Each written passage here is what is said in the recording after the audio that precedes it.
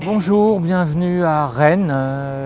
Je suis Claude Guinard, je suis le directeur des Tombées de la Nuit. Les Tombées de la Nuit, c'est un festival d'été, mais c'est aussi une série de rendez-vous tout au long de l'année. Et notre particularité, c'est que nous construisons des histoires avec les artistes. Et leur terrain de jeu favori, c'est l'espace public, c'est la ville, c'est la cité.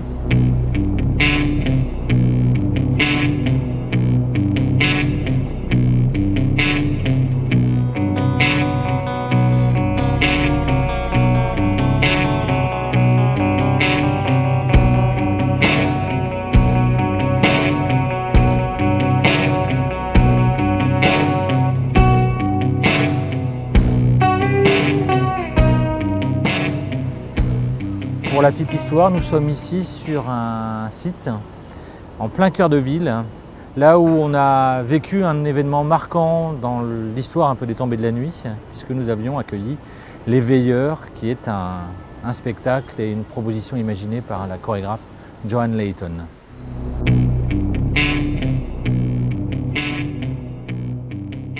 Autre lieu, autre contexte, et c'est vrai que le contexte pour nous a énormément d'importance, dans le sens où lorsqu'on décide de s'engager auprès d'un artiste pour une nouvelle création, une recréation in situ, c'est de prendre la carte de la ville et de se dire à quel endroit sa proposition pourrait avoir du sens ici, d'un point de vue géographique bien évidemment, mais aussi d'un point de vue temporel. C'est pas forcément pendant un festival d'été que le moment est le plus propice. À d'autres moments de l'année, ça peut être beaucoup plus nourrissant pour la proposition en question. Ça, c'est effectivement plus que programmateur, j'ai l'impression qu'on est plus passeur.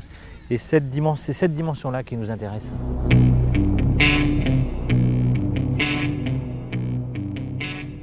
Lorsqu'on évoque le contexte, il y a un élément important pour nous, c'est la dimension de la place du spectateur. C'est-à-dire qu'on est très très attentif aux projets qui nous sont présentés, à cet aspect-là. On parle souvent d'habitants complices, on parle souvent de projets implicatifs sans être dans le côté systématique, mais c'est une dimension essentielle qui nous permet aussi de faire un travail de territoire important tout au long de l'année ici sur Rennes.